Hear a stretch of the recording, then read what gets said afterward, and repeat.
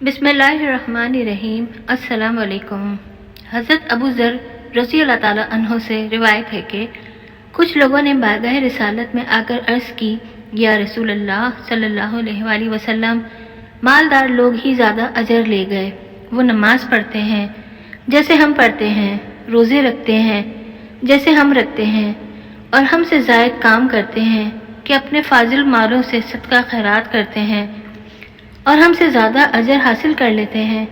आप सल्लल्लाहु अलैहि वसल्लम ने इरशाद फरमाया कि अल्लाह ने तुम्हारे लिए ऐसी चीज़ें नहीं बनाई कि तुम इनका सदका करो।